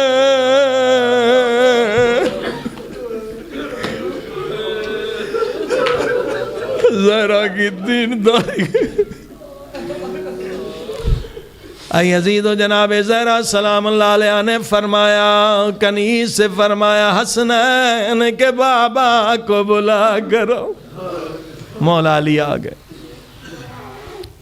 جناب زہرا نے فرمایا یا علی میں نے رات خواب میں بابا کو دیکھا، بابا کہہ رہے تھے زہرا تیرے دکھوں کے دن ختم ہو گئے، میں تجھے لینے کے لیے آیا۔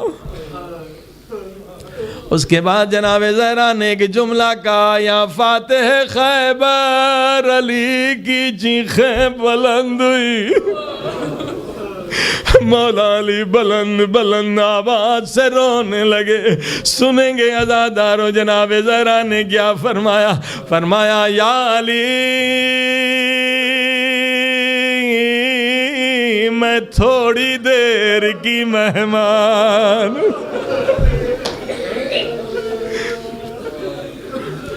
یا علی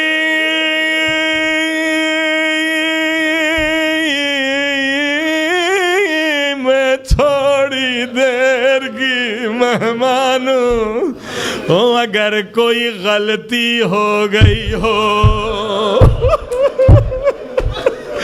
اگر کوئی غلطی ہو گئی ہو او مجھے معاف کر دینا. او غلطی کا نام آنا تھا. مولا علی کی چیخیں بلند ہوئی. زہرا آپ پر غلطی بلکہ میں علی شرمندہ ہوں. اور میرے سامنے ظالم تازیان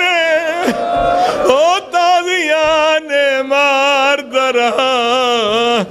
میں وصیت پیغمبر کے سامنے مجبور تھا مگر قیامت تک میں شرمندہ ہوں.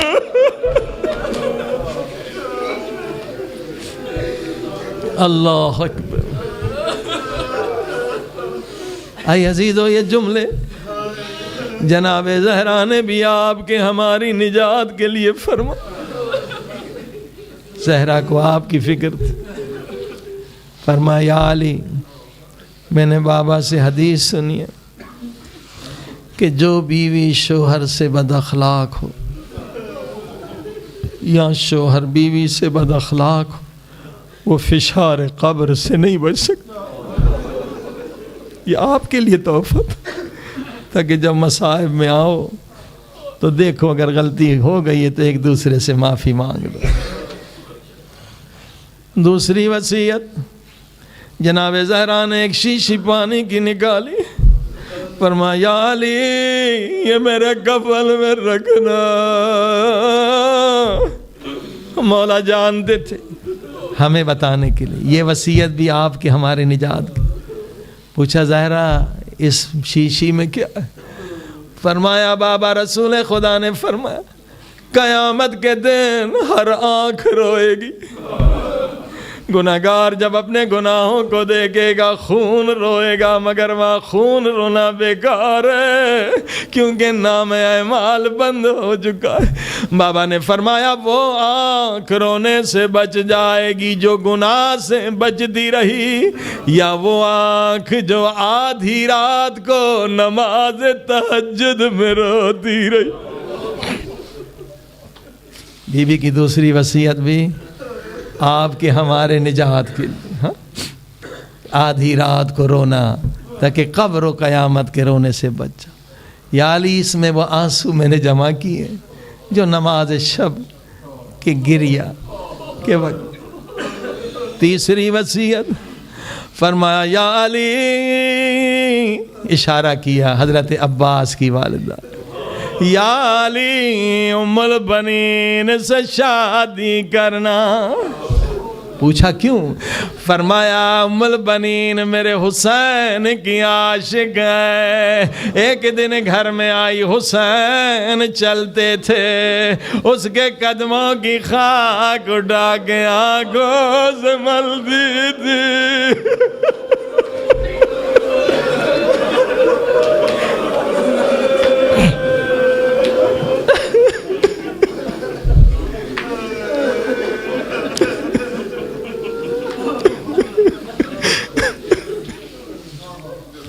یا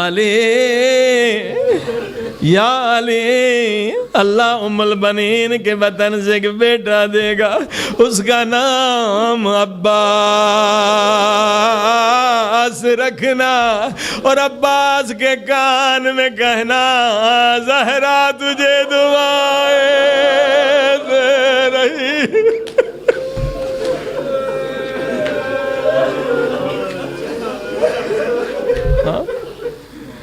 عزادارو عباس کی ماں نے عباس نے وفا کی حد کر دی. بی بی جنت البقیع آتی تھی 3 قبریں بنا 4 بیٹے شہید ہوئے 4 قبریں بناتی تھی چاروں قبروں کو گراتی تھی کہتی تھی میرے بچوں میں تم پہ نہیں رہوں گی تمہاری ماں زندہ ہے میں حسین کی غربت پہ رہوں گی حسین کی ماں موجود نہیں.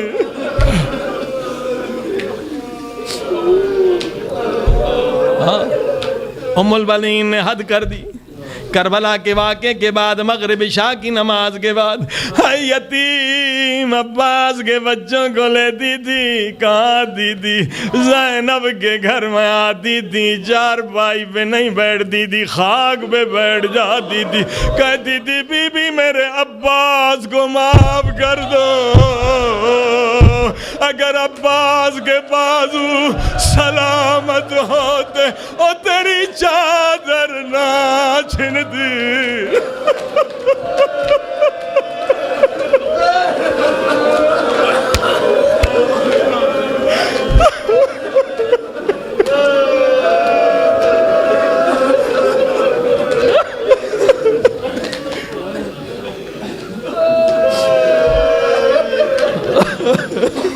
بی بی قیامت کر دی تھی، ادھر سے اٹھی تھی، دونوں یتیموں کو لے جاتی تھی، کہاں؟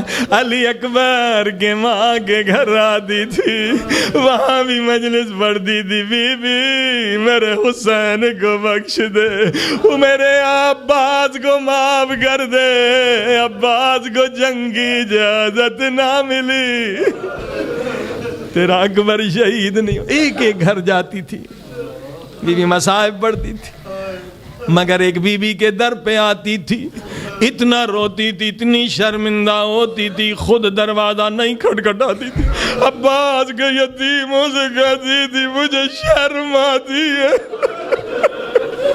تم دروازہ کھٹکھٹا۔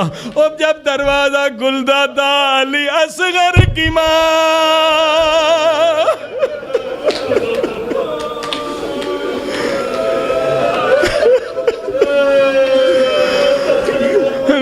کہتی تھی میں تجھ سے زیادہ شرمندہ ہوں، او میرے عباس کو معاف کر دے، نہ تیرا اصغر رہا اور نہ تیری سکینہ رہی۔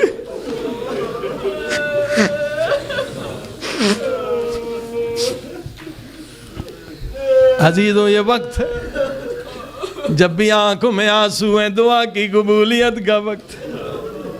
خدا فرماتا جس آنکھ میں آنسو ہو زباں پہ دعا، اس دعا کو رد کرتے ہوئے مجھے حیا آتی ہے۔ سب مل کے ہاتھوں کو بلند کریں، سروں سے زیادہ بلند کریں، دعا کی عادت 10 مرتبہ کہیں یا غفار یا غفار یا غفار یا غفار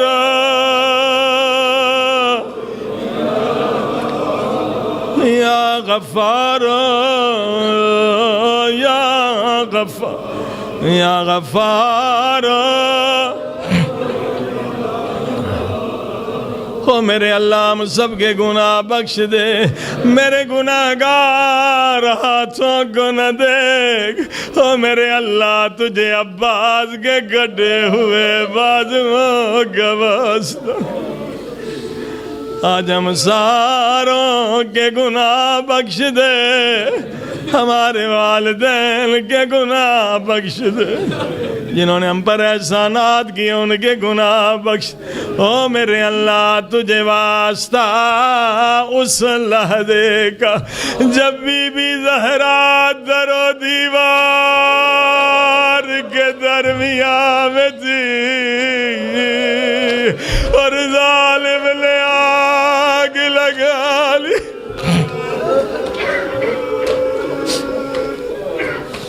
عزادارو زہرا کے مصائب پڑھنے بہت سخت ہیں، یقین جانیے بی بی زہرا کی ایک اور مظلومیت بھی ہے۔ پاکستان میں شیعہ مر جاتا ہے مگر سارے زہرا کے مصائب نہیں سن پاتے، کچھ مجبوریاں ہیں اتحاد کے حوالے سے، صرف ایران کے مومنین سارے مصائب سنتے، سارے سن نہیں پاتے۔ اللہ اکبر، میں ایک روایت پڑھوں گا جو آپ نے سنی نہیں ہوگی، سیدو معاف کرنا، پوری نہیں پڑھوں گا، سمجھ گئے تو سمجھ گئے، نہیں سمجھے میں گزر جاؤں۔ سیدو معاف کرنا، امام زمانہ اگر مجلس میں آیا آپ کے لیے روایت بڑی سخت ہوگی مولا، آپ خون روتے۔ جب زہرا پہ ظلم ہوا سب نے انہیں برا بھلا کہا، وہ دروازہ جس پہ نبی پاک نے 6 مہینے جا کے آیتیں پڑھی اسے جلا دیا، دل سے نہیں آئے تھے۔ جب سب نے یہ لان تان کی، یہ دونوں آئے مولا علی کے گھر معافی مانگنے۔ مولا علی فاطمہ زہرا کے پاس ہے، فاطمہ زہرا وہ دونوں آ گئے جنہوں نے محسن شہید کیا۔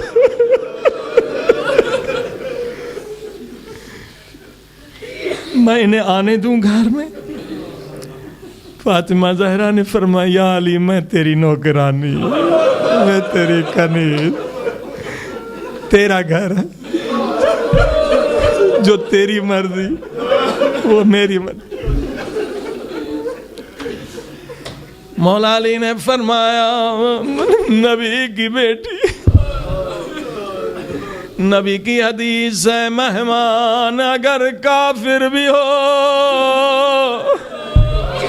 او مہمان اگر کافر بھی ہو اس کا احترام کرو، میں مجبور ہوں یہ مہمان بن کر۔ اب سنیے گا، مولا علی کا دروازہ کھولے، بی بی فاطمہ زہرا سلام اللہ علیہا جس کمرے میں بیٹھی تھی نا، اس کا دروازہ باہر والے دروازے کے سامنے کھلتا۔ بی بی پاک معصومہ چرپائی پہ بیٹھی ہوئی تھی، سن سکیں گے۔ اب دروازہ کھلتا وہ دونوں نظر آتے ہیں، اشارہ کروں گا۔ بی بی کہنے لگی فضا میری مدد کر، او سیدو گھر میں بھی جا کے روئیں گے اگر یہ بات سمجھ میں آ گئی۔ فضا جی میری آقا فضا میری مدد کر، میں ان دونوں کو دیکھنا نہیں چاہتی، میری گردن پھیر دے، میں گردن پھیر نہیں سکتی۔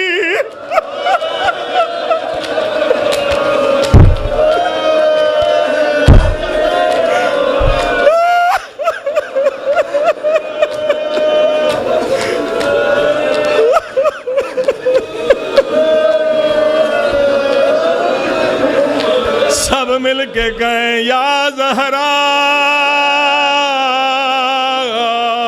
یا زہرا، بلند آواز سے 10 مرتبہ یا زہرا یا زہرا یا زہرا یا زہرا یا زہرا اپنے ہی وطن میں غریب الوطن زہرا۔ عزیزو جملوں پہ توجہ، اپنے ہی وطن میں او غریب الوطن زہرا، اگر کوئی پردیس میں بھی مر جائے او 4 لوگ جنازہ اٹھانے کے لیے مل جاتے ہیں، مگر سیدہ کا جنازہ کس غربت سے اٹھا۔ عزیزو آپ نے سنا اللہ اکبر، حضرت بلال جب مولا علی پہ ظلم دیکھا، بلال برداشت نہ کرے مدینہ چھوڑ کے چلے۔ بس آخری روایت، خواب میں رسول خدا کو دیکھتے ہیں، نبی پاک شکایت کرتے ہیں بلال تو نے بھی میری زہرا کو تنہا چھوڑ دیا۔ بلال روتے ہوئے خواب سے اٹھے، سیدھا مدینے چلے، مدینے میں آئے، بنی ہاشم کے محلے پر آئے، جیسے زہرا کا گھر دیکھا دروازہ جلا ہوا ہے، یا اللہ خیر ہو۔ یہ کوئی نئی مصیبت. ڈرتے ہوئے کانپتے ہوئے ہاتھوں سے دروازہ کھٹکھٹایا. دروازے کے پیچھے سے فضا کی آواز آئی. کون ہے؟ کہا بلال. فضا کی چیخیں بلند ہوئی. اب آئے ہو اور بڑی دیر سے آئے ہو.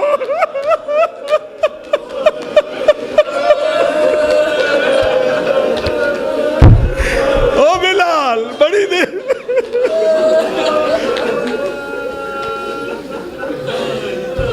بلال گھبرا گئے. یقیناً کوئی بڑی مصیبت آئی. کہا فضا اللہ کے لیے بتاؤ کیا ہوا. کہا بلال جب تو مسلمان ہوا تھا تجھے کافر تازیانے مارتے ہیں. تجھے تازیانوں کے درد کا پتہ ہے. بلال چیخنے کا رونے لگا. کس کو تازیانے مارے گا؟ فضا چیخ رہی ہے کچھ نہیں بتا رہی. بلال بھی رو رہا ہے. اور فضا بتاؤ نا اور کس کو تازیانے.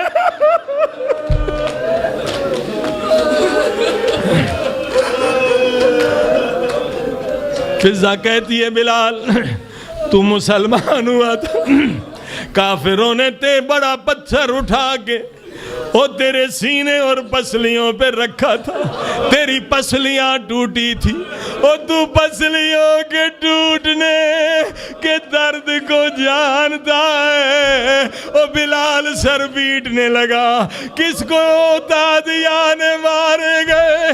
کس کی پسلیاں ٹوٹی؟ فضا نے کہا زہرا وہ زخمی ہے.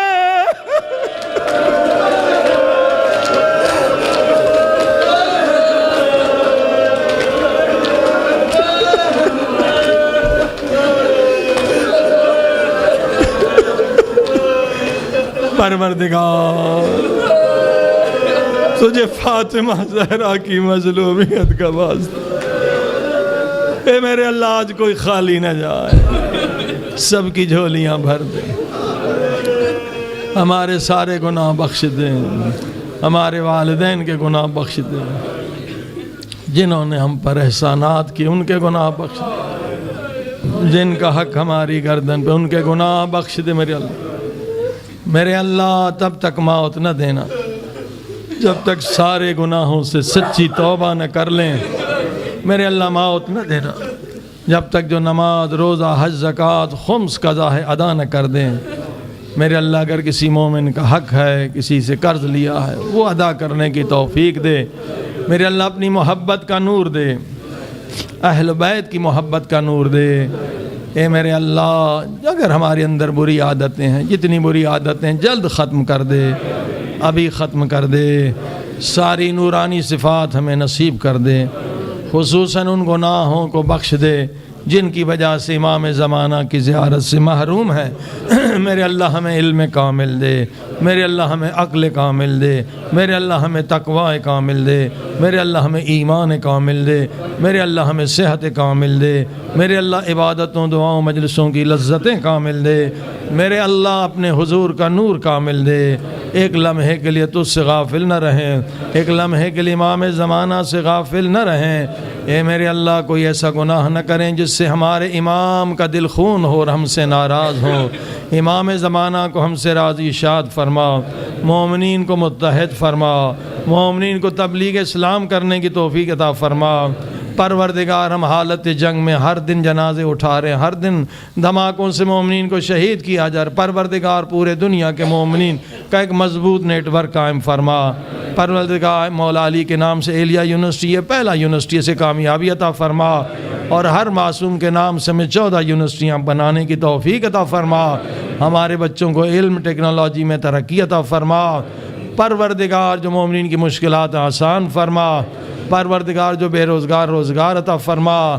جو نیک حاجات لے کر آئیں سب کی حاجتوں کو پورا فرما.